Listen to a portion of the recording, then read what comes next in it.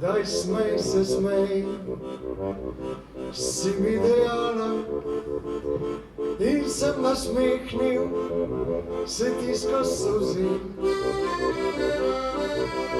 Kamnik je eno tako posebno mesto in sama kultura je v bistvu zelo močna tukaj. In že zadnjih 20-30 let dejansko delamo na tem, da izkoristimo ena področja, ki so zelo posebna, ki so zanimiva, ki so degradirana. Najbolj skrivnostna stvar v Kamniku je smodnišnica, Purfelfabrika, Barutana. To je ogromno področje, 70 hektarov od sredine 19. stoletja, ki daje potem, ko so jo zaprli, neskončne možnosti.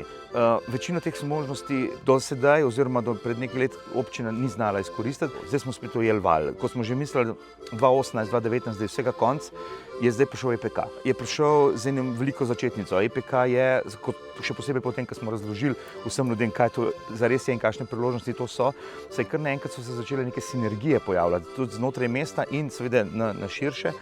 In zato je ta kreativna četrt Barutana, ki je prišla kot ideja iz strani Mladinskega centra Kotlovnica, je seveda v tem trenutku ena taka fina zeitgeistovska ideja, ki bo po mojem lahko pripeljala ne samo, da bo vedno več profesionalcev, kreativcev v Kamniku, ampak bo na nek način mogoče celo samo železnico, ki je zraven, začela povezovati končno tudi akterje iz Ljubljane. Ta glavna je pa ta sinergija, da se začne skupaj ustvarjati. In Kamnik je blizu.